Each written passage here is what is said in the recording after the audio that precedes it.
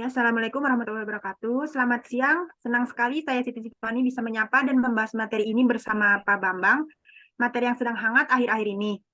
Di kesempatan kali ini, saya dan rekan saya, Intan Rizky dari kelompok 6, akan membahas tentang mobil listrik. Baik. Nah, yang pertama ini, pemerintah terus mengejar target pembangunan sejumlah infrastruktur kelistrikan hingga 100% pada akhir tahun 2020 nanti. Dari rasio elektrifikasi nasional sekarang yang telah mencapai 99% pada Juni 2020. Di sisi layanan, penjambungan baru atau tambah daya dengan sertifikat listrik ini bisa dilakukan satu pintu. Sebelumnya dilakukan secara terpisah karena yang mengeluarkan SLO adalah Lembaga Inspeksi Teknik Tenaga Listrik.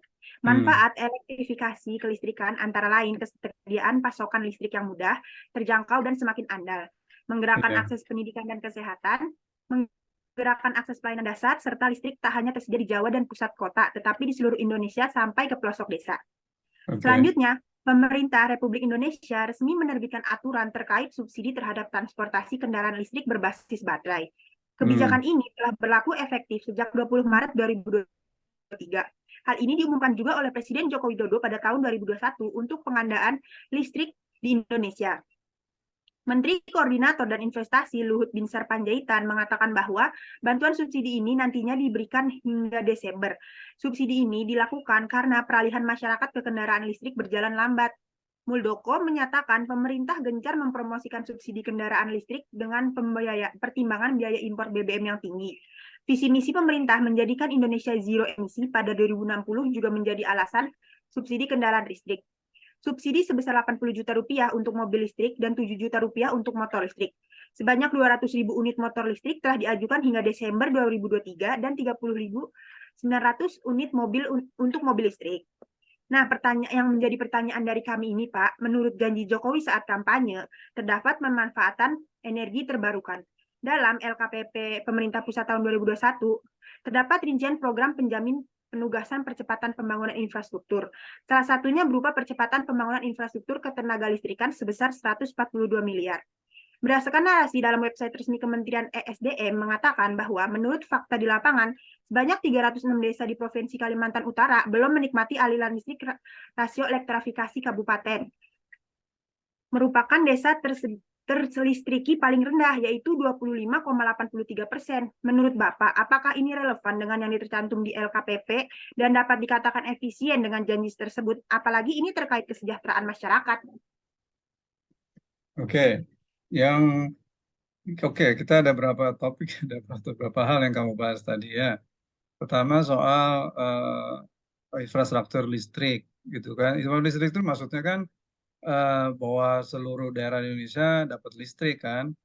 Tapi kaitannya Pak Anies Baswedan dalam datonya kan nggak seluruh daerah di Indonesia punya listrik kan, masih ada yang pakai diesel gitu kan, masih yang ada apa walaupun nggak dapat listrik masih nyanyi Indonesia Raya dengan gegap gempita itu kan apa Anies bilang begitu kan. Jadi ya apa itu aja udah jadi masalah gitu ya, di daerah-daerah terpencil masih bermasalah.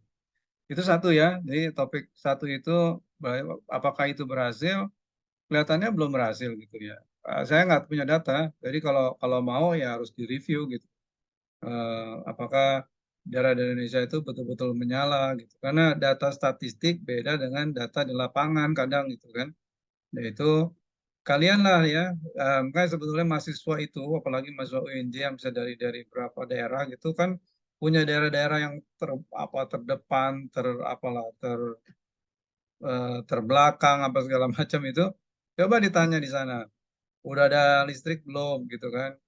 Itu kalau untuk ini. Terus di pertanyaannya di laporan keuangan berbunyi apa tuh soal listrik gitu, soal bagaimana pencapaian listrik. Nah, kalian kan membahas laporan keuangan pemerintah pusat. Kalian baca nggak itu di laporan keuangan bicara soal pembangunan listrik dan bagaimana efisiennya, efektifnessnya, ekonomisnya. Nah, ada nggak di situ? Kalau nggak ada, itu bisa menjadi bahan untuk apa koreksi gitu ya, bahwa laporan keuangan harus menjelaskan dong tentang itu satu. Kedua yang kamu bahas itu soal subsidi mobil listrik. Nah, subsidi mobil listrik itu apakah ada di perjanjiannya, di rencana kerjanya Pak Jokowi gitu. Jadi kalau subsidi listrik kan itu penyediaan mobil. Apa mobil listrik itu bagian dari upaya energi terbarukan gitu kan. Jadi eh, kalau energi listrik itu mobil listrik pakai listriknya PLN, bukan energi terbarukan itu kan PLN masih pakai batu bara dan sebagainya. Jadi harus jelas tuh mobil listrik itu apa ininya baterai atau listriknya PLN. Baterainya juga dicas pakai PLN misalnya gitu kan. Jadi sama aja kan, pakai juga kan. Sepanjang PLN-nya masih masih itu masih pakai listrik. Jadi ngecharge-nya itu pakai listrik PLN, ngecharge baterai nih, baterainya udah nih bagus nih.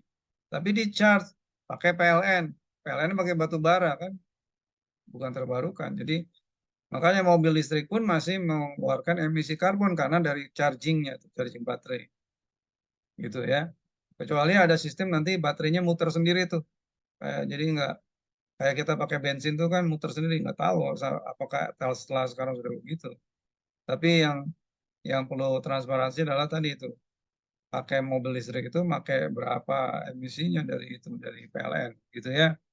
Jadi eh ada topik itu lagi gitu Siti ya. Jadi topik ini terus sekali lagi yang subsidi listrik ini itu kan pakai uang negara berarti kan? Ini disubsidi nih. Nah, itu isu subsidinya nih.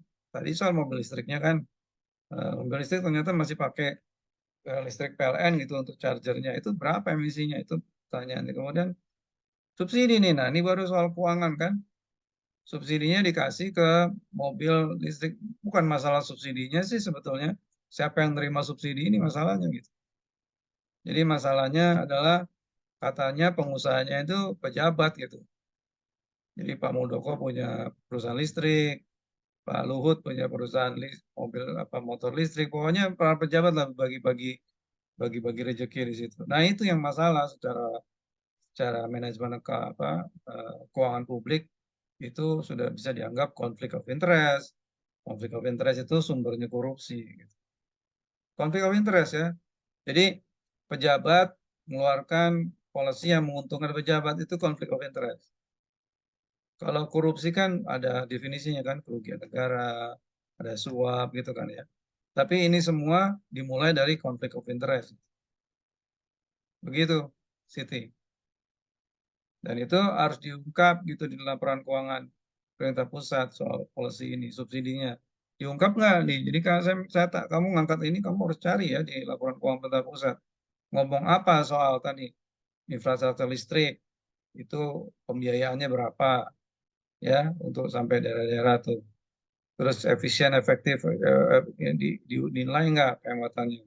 Kedua, soal mobil listrik kan, mobil listrik itu bahas nggak bahwa dia masih pakai PLN kan pengejarnya tuh jadi pakai batu bara tuh itu berarti ada emisi karbonnya.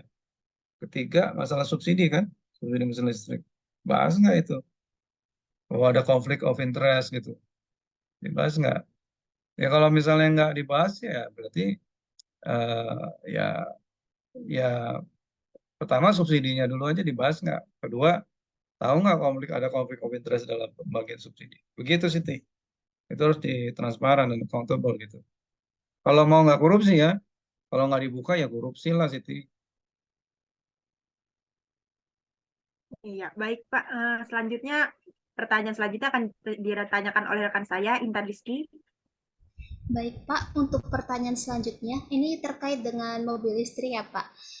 Jika dilihat berdasarkan dana yang digunakan untuk subsidi ini kan sebesar 142 miliar rupiah.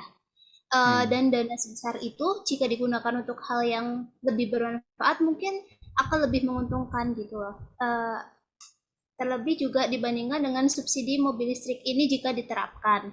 Jika dilihat dari manfaatnya, subsidi ini tidak begitu memiliki manfaat utamanya bagi orang-orang kecil yang bahkan membeli mobil dengan bahan bakar minyak pun dia tuh belum mampu gitu. Seperti itu. Menurut Bapak, apakah adanya penerapan mobil listrik ini dinilai efisien atau tidak ya Pak? Ya, jadi sekarang kita bicara soal efektivitas subsidi listrik kan, atau kebijakan untuk mendorong mobil listrik dengan uang negara kan gitu kan. Kalau pakai uang, nggak pakai uang negara mungkin nggak ada masalah kali ya. Artinya nggak terjadi isu manajemen publik ya. Karena pakai uang negara ini jadi masalah gitu. Nah, kan betul pertanyaan kamu Intan. Jadi kan ada persoalan lain gitu di negara ini. Uang publik itu sedikit. Ada masalah pupuk kan. Ya, ada masalah pupuk, ada masalah harga bahan pangan sekarang tinggi gitu ya. Harga beras juga mungkin tinggi gitu kan.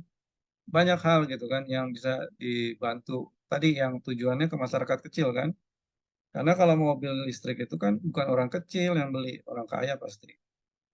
Jadi itu masalah. Jadi betul, ya semua udah dibahas oleh Pak Anies Baswedan bahwa mobil itu bukan kebutuhan masyarakat biasa kecil. Nggak perlu disubsidi lah, pokoknya silakan beli sendirilah gitu. Kalau nggak laku ya berarti marketingnya kurang bisa menjual kepada orang-orang kaya gitu. Nggak perlu orang-orang kaya itu dikasih subsidi kan, itu biarkan aja orang kaya punya kesadaran sendiri tanggung jawabnya. Subsidi uang negara dipakai aja untuk ya betul-betul untuk kebutuhan rakyat kecil kan begitu kan? Kira-kira saya setuju tuh pendapat itu. Ya, memang untuk yang rakyat kecil aja lah uang negara, jangan untuk mobil listrik. Jadi kalau mau mobil listrik ya tadi untuk beli bus aja, beli yang untuk kendaraan umum gitu itu perlu dibantu. Tapi kan negara, maksud negara nggak bantu negara ya, ya hanya negara aja gitu. Atau mendorong perusahaan swasta yang menyediakan bus boleh ya. Bus-bus kita yang ke Jawa itu pakai listrik lah, itu pasti subsidi nggak apa-apa tuh. Ya Intan kemana pulang kampungnya? Saya ke Tegal, Jawa Tengah, Pak.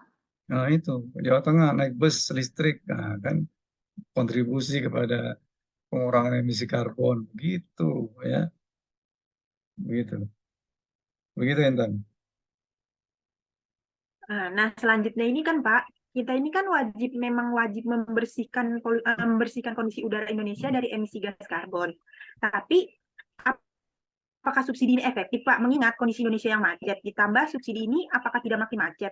Dengan dana Hmm. sebesar itu, setidaknya pemerintah kita mengalokasikan untuk keperluan infrastruktur daerah-daerah yang masih membutuhkan bantuan pemerintah.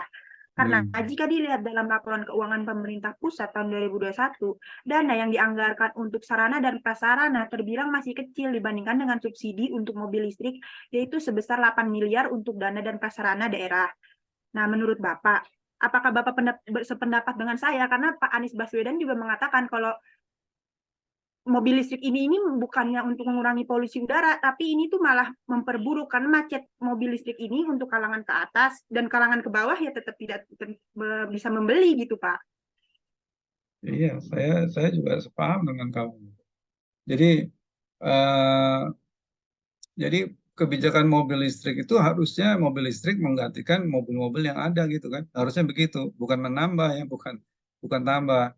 Jadi bukan menambah. Jadi yang lama nggak diganti dan nambah gitu. Harusnya mungkin ke polisinya tukeran gitu ya. Kalau kamu jual mobil bensinnya di baru kasih ganti listrik, kasih subsidi. Mungkin begitu tuh mungkin ya. Tapi juga biar aja nggak usah kasih subsidi, polisinya nggak usah kasih subsidi, biar aja mereka sadar gitu kan, kesadaran mereka sebagai tanggung jawab sebagai manusia gitu dihitung aja gini, mungkin lebih malah accountability orang kaya tuh. Coba dihitung carbon footprintnya orang kaya, nah, kan dihitung tuh masing-masing carbon footprintnya pasti lebih banyak daripada kita orang miskin kan.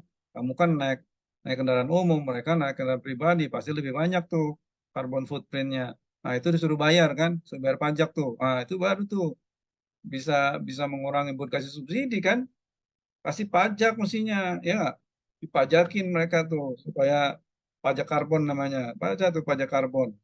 Jadi mereka ngeluarin karbon kan karena pakai mobil sendiri apa-apa ke mall perginya kan. Kalau ke mall bayar pajak gitu kan. Nah, begitu. Masuk mall bayar tuh pajak emisi. Itu baru polisi yang mendukung mendukung pengurangan emisi. Yang orang-orang miskin dikasih bebas gitu kan, dikasih enggak gitu kan. Statusnya. orang biasa. Gitu kalau mau polisinya benar gitu. Jadi apa eh, pokoknya mobil listrik per se itu masih mengeluarkan emisi. Dan kalau dia nggak mengurangi emisi yang mobil yang biasa, tambah lagi emisinya. Benar banget gitu. Kan pakai mobil listrik itu maksudnya bis listrik itu menggantikan bus yang konvensional kan, bukan ditambah gitu. Busnya diganti gitu, diganti jadi mengurangin gitu. Kalau nggak diganti ya sama aja, tambah tambah banyak, tambah macet kan gitu. Begitu sih, benar itu. Harusnya mengganti, mengganti. Jadi public transportation yang digedein, jadi sekarang saya lebih suka naik public transportation di Jakarta. Untung saya dari Bogor ke Jakarta sudah ada bus yang nyaman lah, saya bisa tidur gitu. Apalagi kalau dia diganti listrik, lebih nyaman lagi kan, saya kurang lagi footprintnya gitu. Gitu, bagus listrik, sampai Jakarta listrik lagi, publiknya nyaman, apalagi yang kita keluhkan kan, apalagi apa yang kau dustai gitu kan. Gitu. Jadi saya nggak tahu nih kalau orang dari daerah apa pernah ada yang seperti Jakarta tuh nyaman murah begitu, daerahnya nyaman, public transportasinya. Di Bandung nggak ada lah Bandung kayak gitu. Bandung ada tuh Damri saya tahu gitu, tapi senyaman Jakarta enggak lah. Saya suka tuh dari Jatinangor ke Bandung naik Damri. Jelek lah mobilnya ya. Walaupun masih juga gratis sih, tapi ya nggak senyaman Jakarta lah. Kemudian mana lagi? Di dalam kotanya gitu. Macet luar biasa Bandung kan, karena orang public transportasi ini nggak terbangun gitu. Angkot-angkotnya itu, waduh, coba angkot di Jakarta udah nyaman sekarang kan. Saya pakai angkot Mikrotrans di Jakarta. Di Bogor nggak bisa tuh di Bogor. Gantiin angkot tuh dengan bus kita tuh. Udah mulai bagus busnya, angkotnya ngelawan. Kalah lagi busnya gitu. Coba, diperlukan pemimpin hebat tuh bisa ngatur itu. Emangnya cuma ngomong doang. Bisa tuh membuat orang jadi tunduk gitu. Luar biasa tuh Pak Anies tuh ngatur Jakarta sehingga semua orang, belum semua saya tahu ada mikro trans tuh yang masih masih bandel, masih pakai cara lama, masih, tapi dijalanin terus aja tuh yang luar biasa lah perjuangan. Saya tahu benar kalau di bawah itu emang nggak gampang itu. Berubah perilaku yang di bawah itu nggak gampang. Ya, saya nggak habis mikir tuh, tinggal dia duduk manis baik-baik pasti dapat uang. Masih ada yang nggak mau tuh supir angkot dan yang punya angkot tuh di Jakarta. Masih masih ada yang bayar kan, yang nggak masuk Jaklingko masih ada. Saya tahu, kalian tahu nggak itu? Saya tahu. Waktu saya di Sampurna itu masih jalan ke Pasar Minggu ke stasiun itu, masih tuh banyak yang begitu. Aduh, susahnya di Indonesia. Dikasih pemimpin baik, tapi yang kayak begitu. Itu saya bilang tadi. Ya Nabi aja juga nggak diturutin. Masa orang bisa diturutin gitu. Jadi kalau ada orang-orang yang ngomongnya sinis atau ya biasa lah. Nggak usah nggak usah dibingungin. Ya begitulah hidup. Tinggal tunggu aja nanti saatnya kan. Mudah-mudahan kita ditolong dilindungi sama Allah gitu. Gitu, Siti dan Intan. Apalagi? Iya, jadi ngatur Jakarta ini cukup sulit ya, Pak. Waduh, Jakarta sama, Bogor nggak bisa. Saya bilang Bogor tuh, Bogor mau ganti bus pakai bis kita, angkotnya mau diganti, nggak bisa, Iya, langkah yang nggak bisa. dilakukan Jokowi juga sebenarnya untuk mengganti mobil listrik ini kurang efektif sih menurut saya juga, Pak. Iya, apa coba? Transport apa yang nasional coba? Mau dibikin yang sekarang baru kan nggak ada. Jalan tolnya dibikin, tapi transportnya apa? Terus tadi kamu bilang tuh yang kecil ya, apa tadi subsidi untuk jalanan? Oh, jalanan banyak yang rusak kan, jalan-jalan biasa. Jalan nasional Lampung itu rusak. Nanti tinggal bilang, itu kan urusan provinsi. Begitukah? Begitukah kita bernegara? Enggak begitu kan? Kalau itu rusak kan harusnya negur kan. Gubernurnya tegur, diajak kerjasama gitu kan. Diajak Iya, ngobrol kan gimana. Kan gitu harusnya gubernur ya. iya. Kalau Pak Anies presiden pasti begitu dia. Ini nggak main salah, itu kan urusan provinsi. Masa begitu negara ini dikelolanya? Begitu. Dan saya tahu di jalan-jalan tuh banyak yang rusak. Karena tadi tuh saling saling itu loh. Nggak punya uang lah apalah gitu. Begitu sih, Ting. Karena anggarannya kecil apa. Iya, baik, Anggarannya Pak. habis untuk bayar bayar gaji pegawai, tunjangan dan sebagainya. Baik Bapak. Terkait dengan infrastruktur ini kan, infrastruktur ketenaga listrikan ini kan akan membantu juga untuk mobil listrik ini dalam pengisian bahan bakar gitu ya Pak. Oke. Nah, em, dalam data di laporan keuangan pemerintah pusat, yaitu terdapat jaminan pinjaman yaitu yang digunakan dalam percepatan pembangunan infrastruktur ketenaga listrikan, yaitu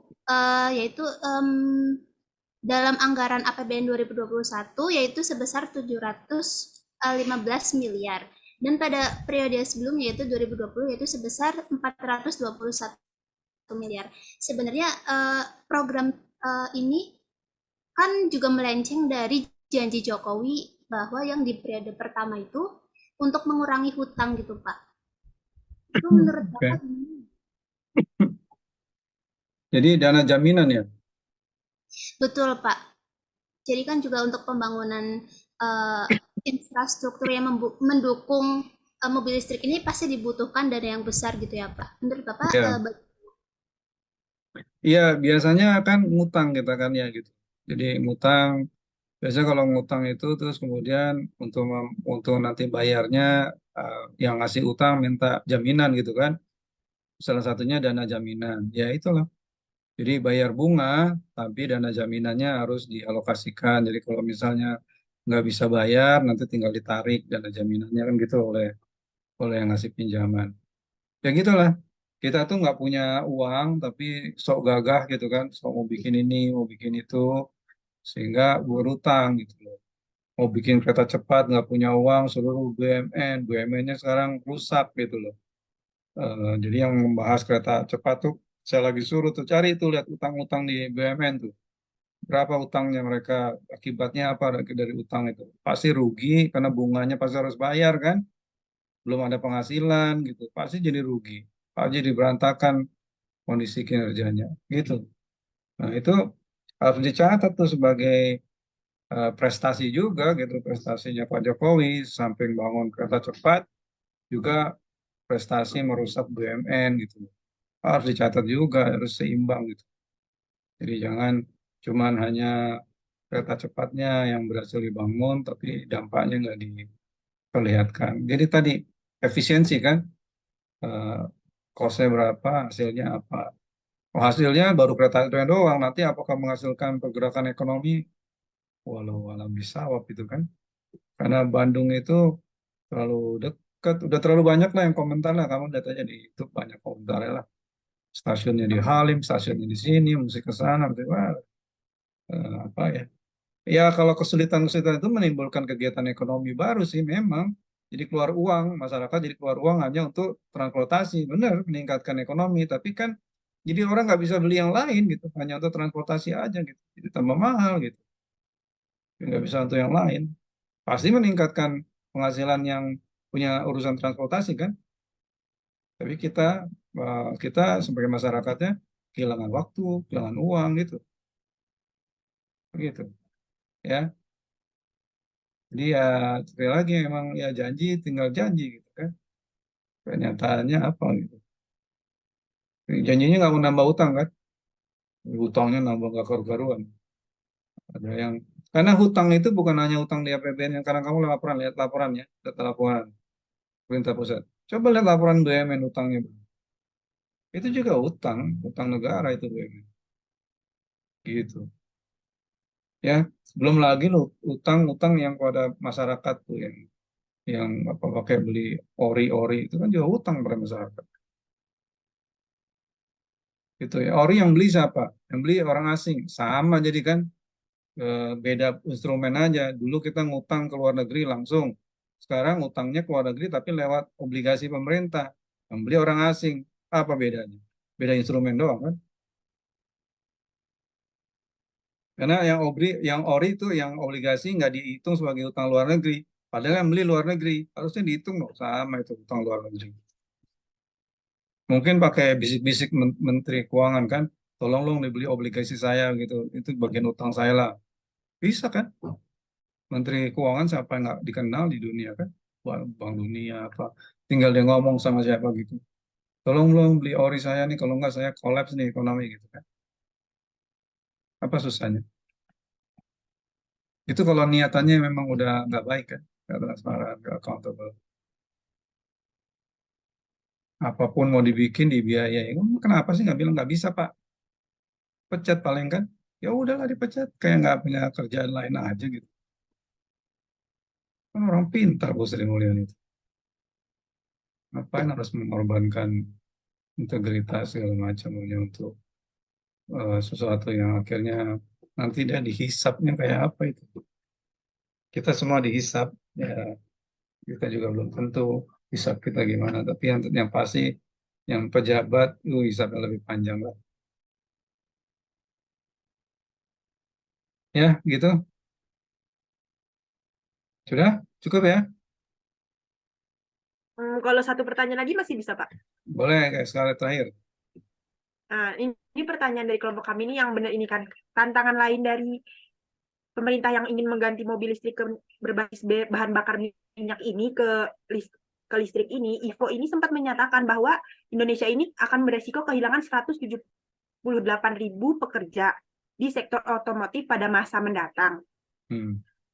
Nah, menanggapi pernyataan ini, dengan adanya subsidi mobil listrik berarti menimbulkan permasalahan baru yaitu kemiskinan kan Pak, akibat pengangguran. Sedangkan di dalam laporan keuangan pemerintah terdapat dana yang digunakan untuk dana sosial penanggulangan kemiskinan. Jika mobil listrik benar-benar diterapkan di Indonesia, ini akan mengakibatkan perekonomian Indonesia menurun.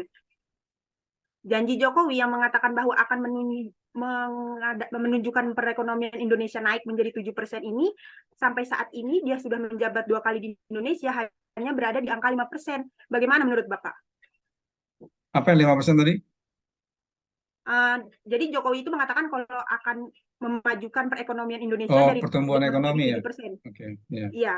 Banyak hal yang berpengaruh ke pertumbuhan ekonomi ya, termasuk misalnya bikin jalanan yang nggak membuat logistik pertukaran barang itu, peredaran barang menjadi lebih efisien. Itu lagi efisien kan? Efisien itu input dibandingkan output. Misalnya dengan adanya jalanan gini, output yang dihasilkan oleh produk di Indonesia lebih banyak. Itu enggak. Jadi logistik kita rendah gitu. Produktivitas logistik kita rendah. Kemudian itu jalanan kan dibangun jalan tol kan. Jalan tolnya ternyata nggak terhubung dengan di daerah-daerah gitu. Kemudian sekarang mau mobil listrik tadi itu ya. Pertanyaannya waktu mau bikin policy mobil listrik kan harus betul-betul studi yang benar. Jangan sampai kayak tadi itu akhirnya menghilangkan lapangan pekerjaan karena harus ditutup gitu kan. Karena harus diganti nih dengan pekerjaan baru gitu kan. Itu nggak gampang gitu. Itu nggak main simsalabim, bla bla bla. Itu nggak begitu. Jadi harus ada ngomong baik-baik, duduk, merendahkan diri, niat baik. Orang akan lihat tuh niat baik ya. Nggak bisa tuh bilang misalnya Pak Mahfud bilang, oh, ini nggak ada niat baiknya mana orang percaya. Pak Luhut bilang begini, nggak ada niat baiknya nggak kelihatan, mana orang percaya. Jadi kalau orang tuh dengan niat baik dia nggak perlu teriak-teriak di media, dia datangin, dia selesaikan gitu kan, dia bicara gitu. Jadi nggak gampang ya. Tadi sampai Siti mau bolak-balik jadi dari ekonomi minyak ke ekonomi listrik terus jadi Indonesia lebih maju nggak? Barusan kamu cerita itu kan bisa mengurangi pekerjaan, dampaknya bla bla bla bla gitu. Nah, itu kan perlu orang ahli duduk bareng-bareng kan, duduk sama-sama mikirin gitu kan. Nggak bisa hanya satu orang Luhut, Muldoko ambil putusan sendiri tentang apa kebijakan ekonomi apa listrik kan nggak bisa gitu. Perlu perlu kajian bersama akademisi gitu kan didengar.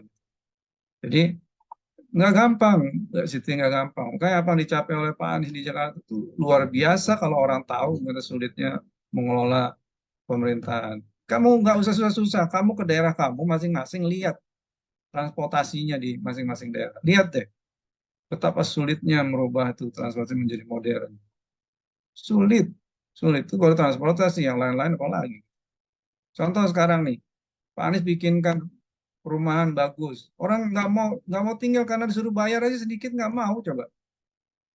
Kalau itu jadi namanya misalnya kayak gitu. Contoh saya dengar Kampung Bayam tuh banyak dari tadinya kan cuman maunya gratisan, maunya juga gratis gitu. Kalau dikasih kelebihan-kelebihan coba. Contoh orang Indonesia tuh. Sama-sama tadi tuh yang mobil itu kan.